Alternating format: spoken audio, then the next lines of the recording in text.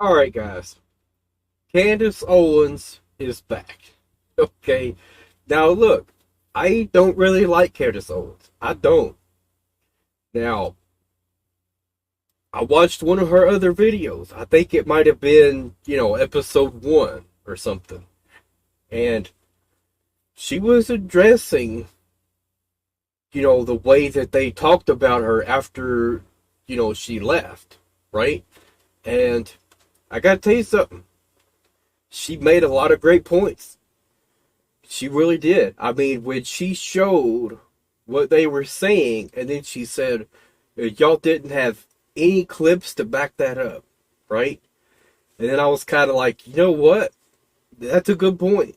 Like, if you're going to make a statement, you should be able to show some credible evidence to back up what you're saying, right?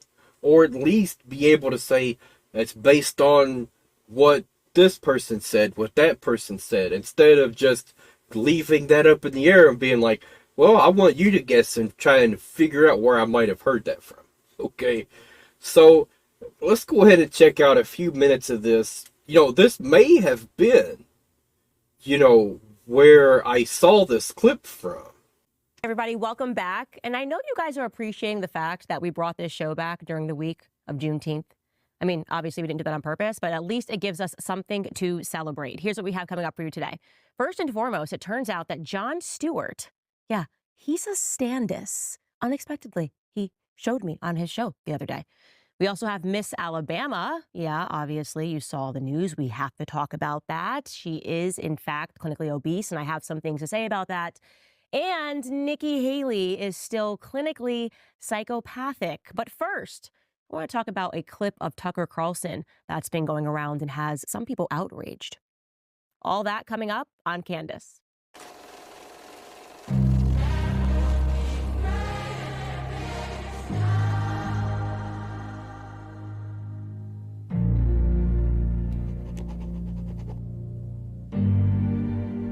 Okay, so there are a lot of topics that we kind of have to cover in the retrospect. And I know one thing that you guys have been hitting me up about is the fact that I converted to the Catholic faith. Candace, why? Candace, yay. Candace, nay.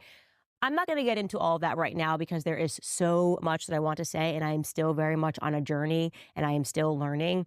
But one piece of it that was very compelling for me was that my husband, early on, obviously, when we got married and I was questioning him about his Catholic faith, said to me, to become a student of history means to become a Catholic.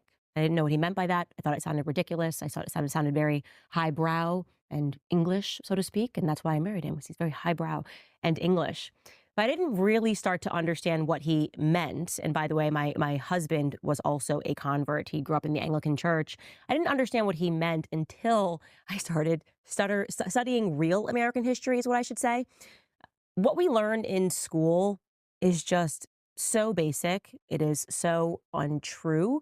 And when you actually begin to pursue true knowledge and to read books, not the ones that were mandated to you by the public education system, it sort of blows your mind how little you know. America in particular, we really are a unique nation for many reasons. And now it is my belief that we are an extreme psychological experiment that has been going on for a very long time. Think of America as mass formation psychosis. Now, obviously, you know that term from COVID. It began trending, trying to comprehend how it was that so many people did seem to just fall into this psychosis. You had people running around that were scared to see people breathing. Never forget that. You should never pause. You should always pause, rather, and reflect on how tremendously insane it was. That just a couple of years in America, a couple of years ago, people were walking around seeing children that were breathing and they were upset. They were like, where is your mask? How are you breathing?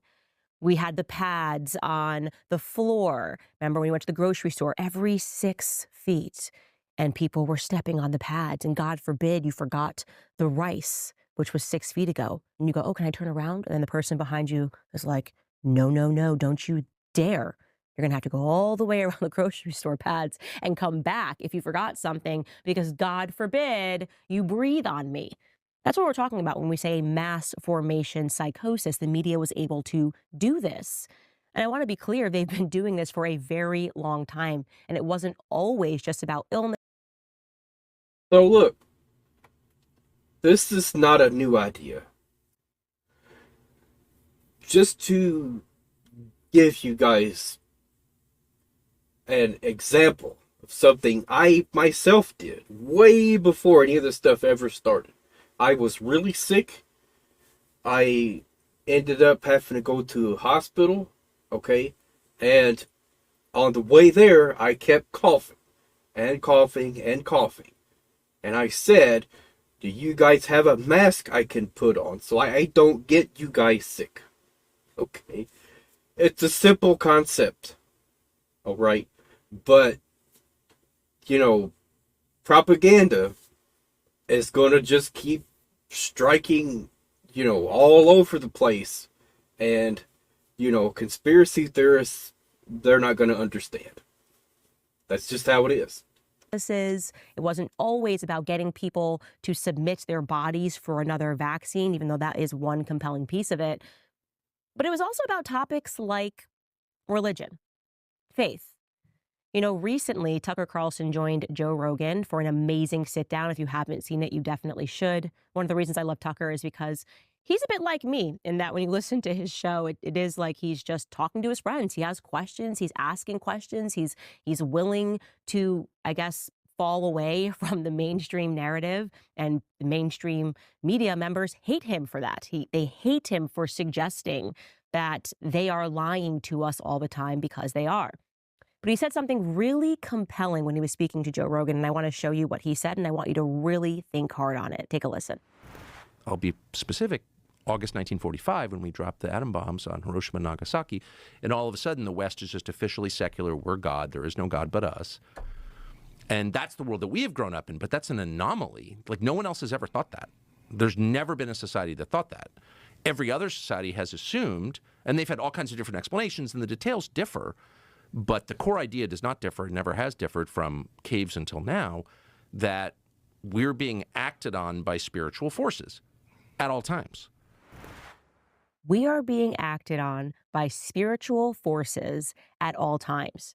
And he is correct. Following the dropping of the atomic bomb, suddenly the West completely changed, and we became unique. We became an anomaly in the belief that, no, we're the gods now. No. Science is where it's at. Spiritualism, no way. Faith, no way. Well, let me ask you a question. What if the people that gave us that? We have to understand what propaganda is, right? And it's someone giving you information and not allowing you to question it. Okay? How can I put this in a polite way? I can't. Okay? I can't put this in a polite way. Right? And I shouldn't have to. I should be able to say everything that's on my mind, and if you agree, then great. If you don't, you should be able to put in the comments all of your opinions, right? We should be able to have a civil discussion and say, no, I think you're incorrect on that point, because there's this, there's that, there's other things we should consider, right? Civil discussion. Now, the points that she's made, everything is doom and gloom. Everything is all part of a big plan to create what? Division, create this, create that. And that's based on what? Where's the proof? And just by me saying that, right? If I was ever to have a chance to ask her directly, she would probably shut me down just by me simply asking that question based on what? Right? Where is the concrete proof that says everything is doom and gloom? Every single aspect of our lives is all created by the government to control and to, turn us into sheep and make us obey and make us do all these other things. Where's the proof of that? I could see that in a few aspects, right? mainly looking at the judicial system. I could see that point, and I would love to talk to someone about that part. But as far as, let's create this disease, let's create the thing that's going to give them, trackers, and then let's, give them the mark of the beast, and let's do all these other things. And it's like, I get it. That is what's in the Bible, but there's no proof that's happening right now. That's the point. Okay? There's no one out there saying, this medication, right, that everyone's been getting, oh, it also contains the mark of the beast. Really? Where? Who's the one saying that, first of all? And who's the one that has gotten the medication that all of a sudden sees the numbers on their arm or whatever else, right? Because it's all bogus. That's the whole thing. It's all bogus. Every bit of it. And it's like, if you, combat that, even for a second, you're immediately disqualified from the conversation. So, all the people over here spouting off all this nonsense, guess what? You're spouting off propaganda. Because you're not allowing anyone to throw in any contradictory statements or questions. That idea very much understood that it was a lie. If it was. And here's the other thing. You would call me a sheep, right? Because, well, I just believe whatever I'm told, right? But then I would call you a sheep because you also believe whatever you're told, right? Whatever Tucker Carlson tells you, whatever, whoever else you're listening to, right? Whatever alarm bells they ring, you'll go right back to your soapbox and you'll say, this is happening, this is happening, this is happening. And it might all be bogus. Every bit of it. I actually try to think critically about all the information I get, no matter who it comes from. That's what we should all be doing. That's the part that I think is missing when it comes to Candace Owens. And when it comes to Tucker Carlson and all these other people, right? They like to sound the alarm on all kinds of stuff that's all made up. At least that's my philosophy on it. A psychological effort to make you believe that this was it, that there was no higher power, that there was no such thing as a spirit. Well, then it would allow them to impact your spirit repeatedly. I believe very much, I know very much, that your eyes and your ears are the window to your soul. You have a soul.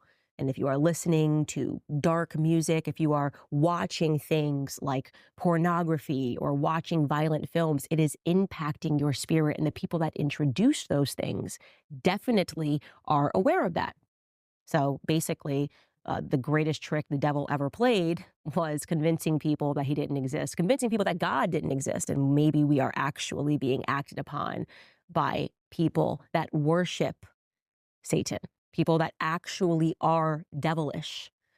When I think about what I was hitting upon on my old show that caused this mass media panic, that caused them to try to really effectively cancel Candace, I realized that I was talking a lot about, psychology and government. I was talking about Sigmund Freud, the father of modern psychology, who was in fact a pervert who protected child rapists.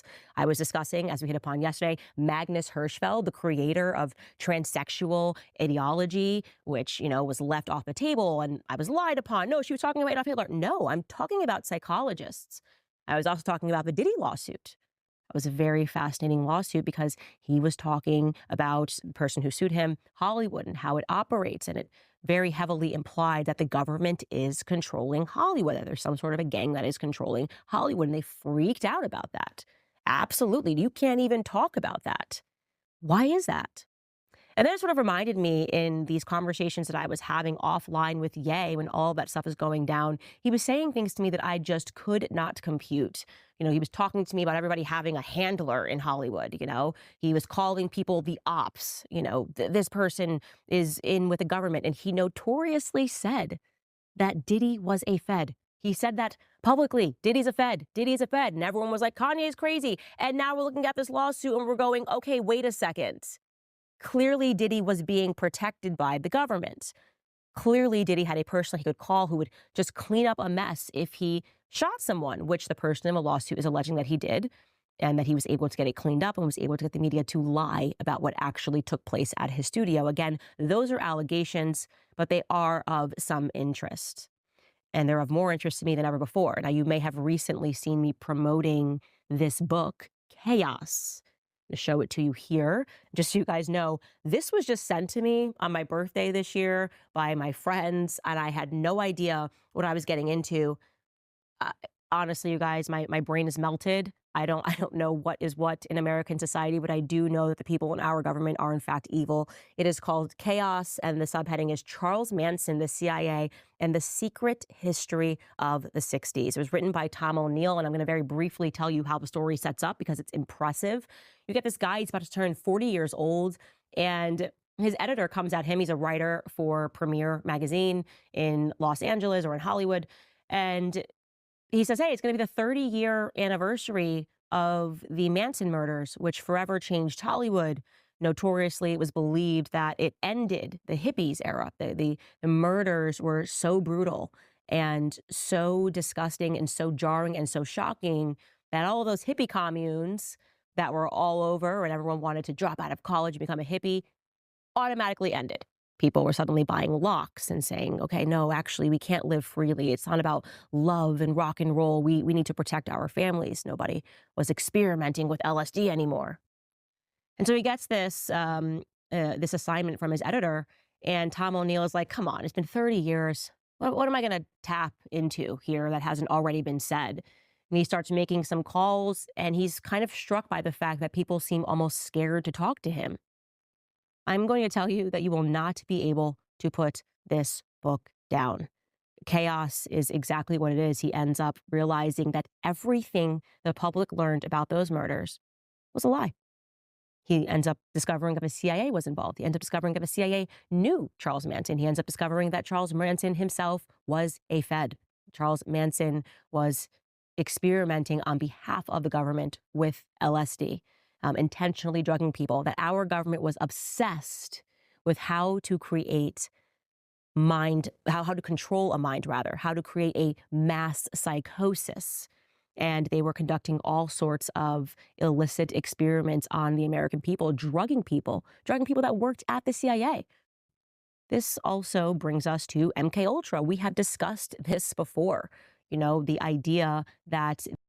And again, I ask, and that's based on what? Where's the proof? Where's the video? Where's the audio? Where's the people? Supposedly they're still doing it, right? So where's the people going and getting tested and be able to say, yeah, I was poisoned, right? And it's something that we all have. We're all poisoned now. From what? And what is it doing to us, and this and that. So where's that evidence? If they're really poisoning us, it should be able to be traced. I just think this is too easy. It's too easy for people to, write a book, to tell a story, to make up a whole bunch of wild stuff. And have people who are gullible pick it up and be like, I never knew that. You know what I'm saying? I didn't know the government was working with Charles Manson and helping him get away with his crimes. But then it's like, I think about it more, and it's like, he was eventually caught, and he went to prison for that. And he was executed, I think. I'm going to look, but I'm pretty sure, he was executed for that. Okay, so apparently he received the death penalty, right? But it was commuted a year later. So I will give you that. There is a very tiny amount of credibility now, but a tiny amount, because he still died in prison. Okay, so it seems to me if the government wanted him to continue doing what he was doing before, right, that he would have died in prison. So, like I said, small amount. It's just not believable, right? And what my argument is, it should not be a bad thing to be skeptical. Okay? We should all be skeptical of every piece of information we receive. Just because it comes from someone you're naturally, aligning with, doesn't mean you should just take everything at face value and say, oh, that's interesting. I never knew that. Oh, that's a great piece of information. Without receiving any proof, and especially not being able to confront it, even in the slightest, that's propaganda. Maybe I'm wrong. Maybe Candace Owens could have a civil conversation with someone and them asking her, where's the proof of all these things you're talking about? Where's the proof, Candace? Right? Give me some credible information that isn't just, a book you read or an article or something like that. Maybe she would still be able to show them and say, here's the proof right here. Did you look over here? Here's the video. Here's the audio. Here's whatever. Right? But I really don't think that would be the case. I think what she would do is she would immediately label them a sheep, and she would move on with her life. And that would be propaganda. And just to make sure we're all on the same page, I'm going to go ahead and pull up the definition of propaganda, just so we can all be on the same page, exactly what propaganda is and what it means.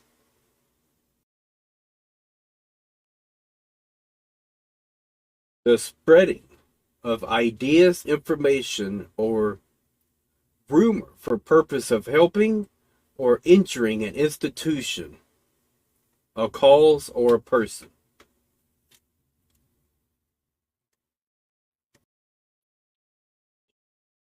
Ideas, facts, or allegations spread deliberately to further one's cause or to damage an opposing cause. Also, a public action having such an effect. And I would think this should be strictly pertaining to baseless claims. Okay? Claims without any foundation whatsoever. That's what I would think propaganda is. Also, when you deny the ability for anyone to confront, whatever statement you've said, that's propaganda. So here we go. Propaganda is information, often incorrect information, that a political organization publishes or broadcasts in order to influence people. So, alright, that's it for now, y'all.